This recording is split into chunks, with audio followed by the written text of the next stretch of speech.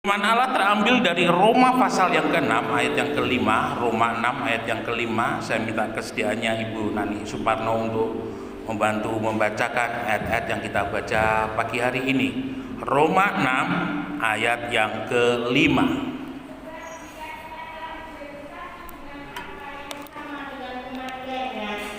Kita juga akan menjadi satu dengan apa yang sama dengan kebangkitannya. Ya.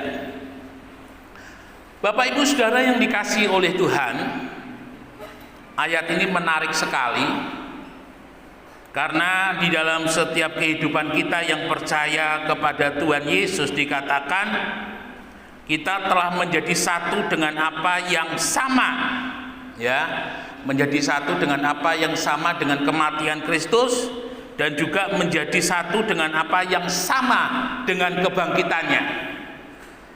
Ketika berbicara mengenai kematian Kristus adalah sebuah harga yang dibayarkan untuk menebus setiap dosa-dosa kita. Kematian Kristus adalah harga yang harus dibayarkan untuk boleh membuat kehidupan kita terbebas dari kutuk.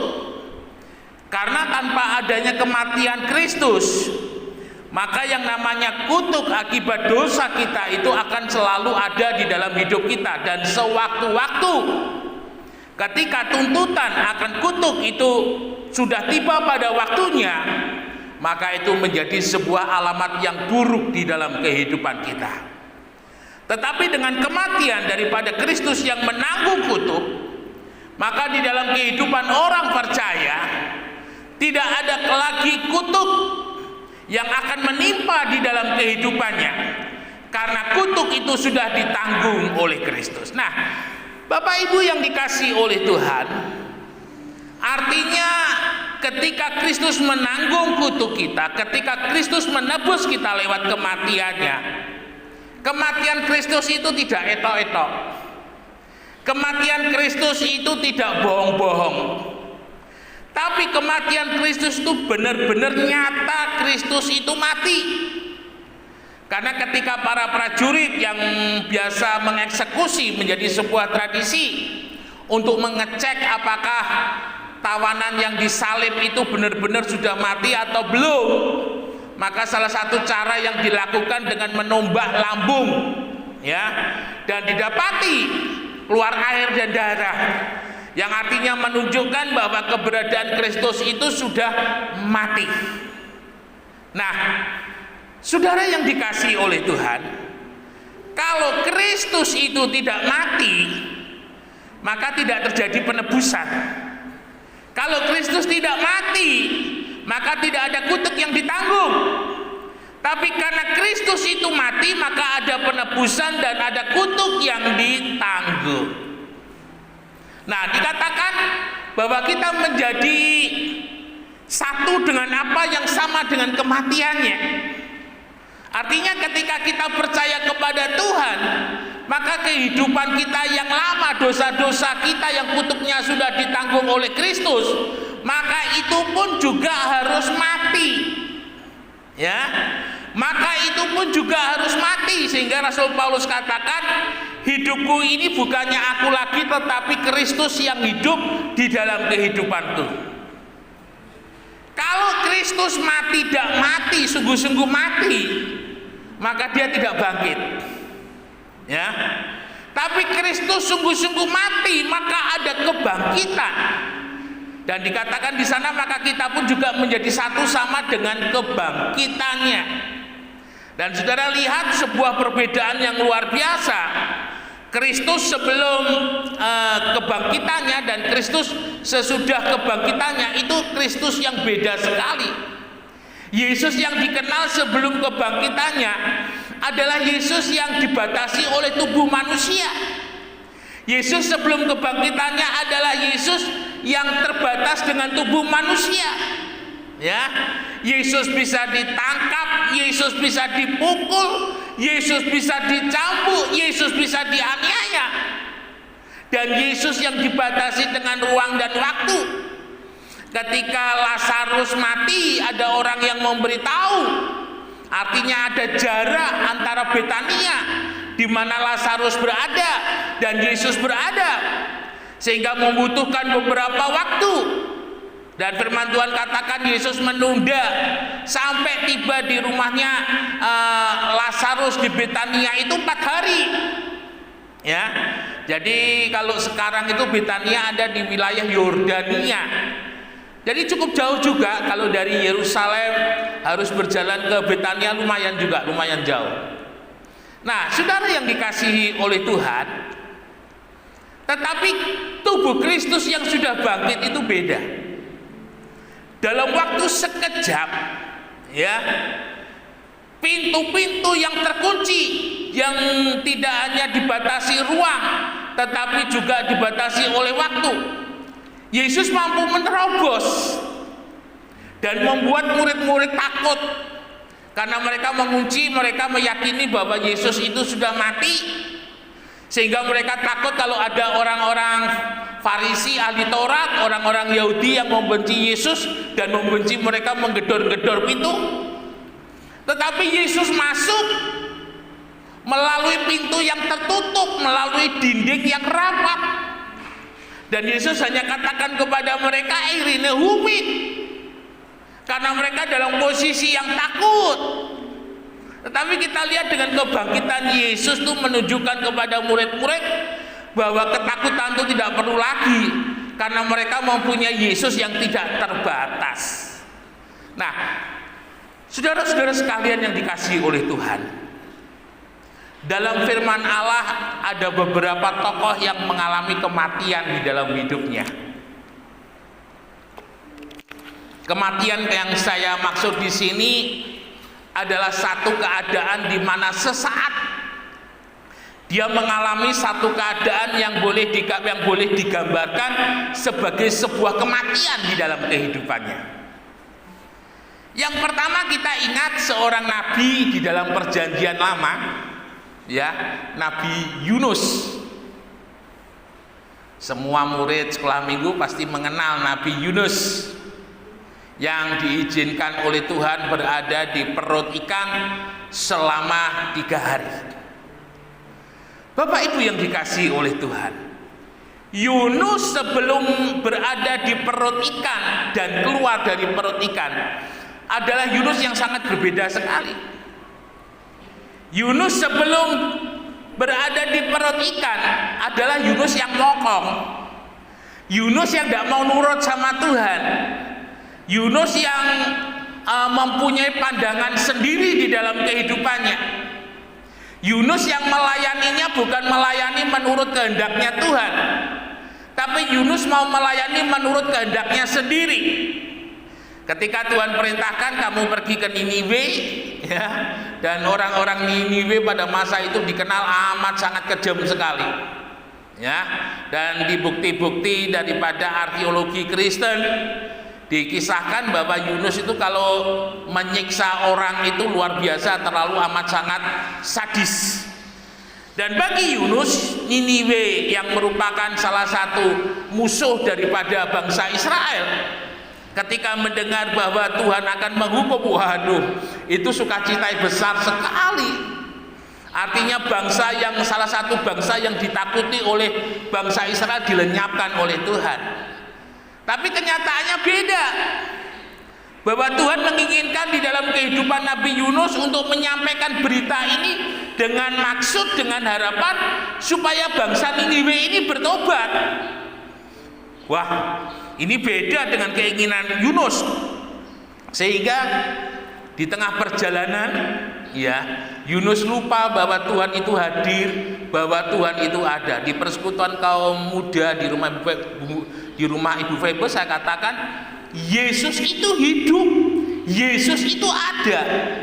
Jadi ketika Bapak Ibu Saudara berdoa percaya bahwa Yesus itu ada, maka di dalam kehidupan kita sehari-hari kita juga harus percaya bahwa Yesus itu ada.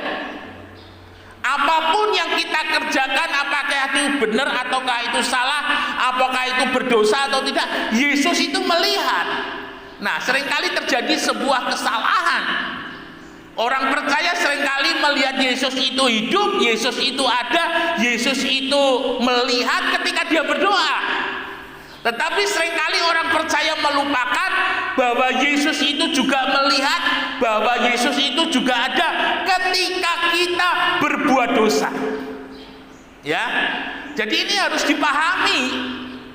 Yesus yang hidup dalam segala keadaan kita, Yesus yang melihat dalam segala perbuatan kita, ini tidak boleh kita pisah-pisahkan. Sehingga ini yang sebenarnya mengontrol di dalam kehidupan orang percaya untuk tidak berdosa. Mengapa orang percaya berani berdosa? Mengapa orang percaya berani berbuat sesuatu yang tidak sesuai dengan firman Tuhan? Karena di dalam hatinya sedang tidak mempercayai ada Tuhan yang melihat. Dalam hatinya sedang mempercayai bahwa Tuhan itu tidak ada. Salah sekali. Sama halnya ketika kita berdoa, kita percaya Yesus hidup, Yesus ada, Yesus berkuasa. Demikian juga ketika kita tidak berdoa dalam menjalani hidup sehari-hari, Yesus itu juga ada, Yesus itu juga hidup, melihat di dalam kehidupan kita. Dan segala perbuatan kita ada konsekuensi. Ada konsekuensi yang harus kita tanggung. Apa yang kita tabur itu juga yang akan kita nikmati tuaiannya. Jangan lari akan hal ini. Ya, sehingga kita harus berpikir, firman Mazmur mengajar, ajar kami menghitung hari-hari kami dengan bijaksana. Artinya hari-hari yang saudara hadapi, yang hari-hari yang saudara jalani, apakah saudara seturut dengan firman Tuhan atau tidak? Saldonya itu saldo yang sifatnya positif atau negatif, ya. Kalau yang saudara tabur itu baik, saldonya itu baik, wah tuaiannya pun juga kebaikan. Demikian juga sebaliknya, jika hari-hari yang kita tabur itu dosa, yang kita tabur itu pelanggaran, ya pada waktunya sanksi, hukuman itu yang juga Tuhan nyatakan. Ini sebuah hal yang tidak boleh kita lupa. Nah, kembali kepada Yunus. Tuhan izinkan, Tuhan kirim badai yang luar biasa, hampir-hampir kapal itu tenggelam. Dan Tuhan gerakkan kapten kapal itu untuk membuang undi. Dan akhirnya Yunus kena dan harus dilempar ke lautan. Saudara, selama 3 hari Yunus berada di dalam perut ikan. Dan kita baca ada doa-doa Yunus yang luar biasa ketika di dalam perut ikan. Kadang di dalam kematian, kadang di dalam keadaan situasi sulit, keadaan situasi sukar, seolah-olah Tuhan tidak ada, seolah-olah tidak ada teman, tidak ada siapa-siapa, seolah-olah kita sendiri. Kadang Tuhan izinkan kita mengalami seperti itu. Karena sebenarnya di dalam kematian, yang saya maksud keadaan-keadaan yang sulit, keadaan-keadaan yang sukar, Tuhan sedang membawa di dalam kehidupan kita kepada pengenalan yang lebih sungguh kepada Tuhan. Hidup kita, iman kita kembali diarahkan kepada Tuhan. Percaya pengharapan kita kembali diarahkan kepada Tuhan. Mungkin karena kesibukan menghadapi masalah, kesibukan menghadapi persoalan, kesibukan menghadapi sehari-hari, sehingga kita melupakan Tuhan. Seperti murid-murid, ya, ketika mereka ada diterjang oleh ombak, oleh badai, saking sibuknya mereka dengan masalah yang mereka hadapi, saking sibuknya mereka menghadapi persoalan yang sedang terjadi, mereka lupa ada Yesus, ya. Dan kadang kita pun juga mengalami seperti itu, sibuk dengan masalah, sibuk dengan persoalan. Tuhan ajar saya banyak hal untuk tidak fokus kepada masalah, tidak fokus kepada persoalan, tetapi tetap fokus kepada Tuhan.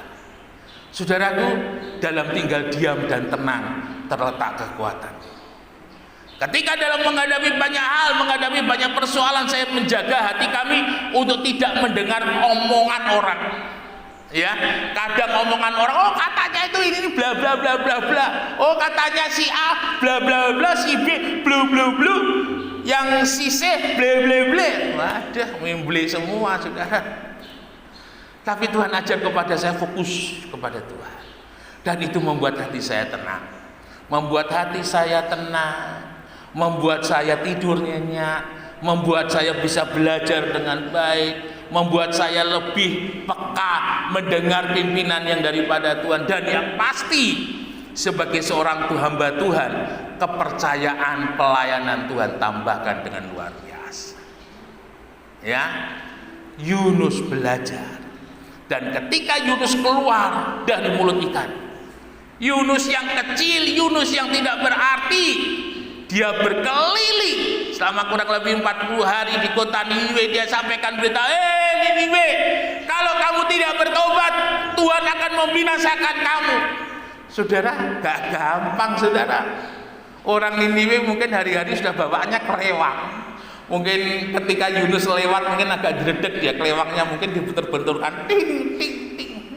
Tapi karena Yunus sudah mengalami kematian di dalam hidupnya, dan itu membuat Yunus semakin meyakini Tuhan, maka Yunus berani ketika Tuhan perintahkan untuk menghadapi Niniwe, untuk memberitakan kabar kepada Niniwe tentang pertobatan. Dan orang Niniwe, mereka semuanya bertobat dan memakmurkan puasa, mulai manusia sampai binatang 3 hari 3 malam, dan mereka benar-benar mendapatkan pengampunan daripada Tuhan. Ya, hari ini mungkin kita sedang menghadapi yang namanya kematian dalam hidup ini. Kematian rumah tangga tidak hidup, tidak ada kemesraan. Rumah tangga tidak hidup, tidak ada keharmonisan. Mungkin hari ini kami juga mengalami ekonomi dalam kematian, tidak ada kemajuan, yang ada kemunduran. Dari hari ke hari saldonya negatif, tidak positif. Mungkin saudara hati juga mengalami kematian-kematian yang lain dalam hidup ini. Ingat baik-baik, fokus sama Tuhan, dan nikmati kebangkitannya, nikmati kuasanya, dan jangan lupa kita harus sungguh-sungguh sudah mati. Kedagingan kita, kemanusiaan kita seperti halnya Yusuf, kesombongan kita semuanya harus mati. Baru kita boleh menikmati kebangkitan daripada Tuhan. Apapun yang terjadi dalam hidup ini, Tuhan mampu ubah. Apapun yang kita alami hari ini, Tuhan mampu ubah. Seperti kesaksian yang saya sampaikan di grup Alpha Omega, seorang anak Tuhan di Jakarta. Dia diperiksa di rongsen, dokter ginjalnya dua-dua mengalami pembengkakan. Dia menangis, tolong Pak Pendeta doakan saya. Dan kita berdoa, dan besok paginya dia setelah selesai dicek lagi oleh dokter mengatakan ginjalnya baik-baik. Saudara, ini yang akan terjadi dalam hidup kita.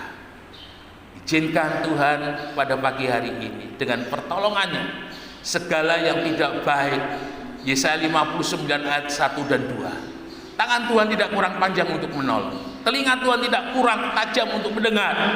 Tetapi yang membatasi tangan Tuhan tidak terulur untuk menolong, yang membuat telinga Tuhan tidak mendengar adalah dosa-dosa kita. Pagi hari ini suara pertobatan disuarakan oleh firman Tuhan. Tinggalkan hidup lamamu, tinggalkan tabiat-tabiat dosamu, dan bertobat supaya pemulihan itu terjadi dalam kehidupan kita, supaya berkat Tuhan itu dicurahkan dalam kehidupan kita. Akhir zaman, masa-masa yang seperti digera, kalau boleh saya katakan, Tuhan mau menjadikan orang-orang percaya menjadi berkati dan menjadi berkat. Jangan tinggalkan kesempatan ini. Ambil kesempatan ini, raih kesempatan ini. Waktunya Tuhan curahkan semuanya dengan luar biasa. Dan kita mau melihat kemuliaan Allah dari hari ke hari dinyatakan dalam hidup ini. Maju terus, semangat terus. Tuhan memberkati. Immanuel, beri kemuliaan bagi nama Tuhan. Mari kita sama-sama bangkit berdiri dan kita naikkan ucapan syukur di hadapan Tuhan.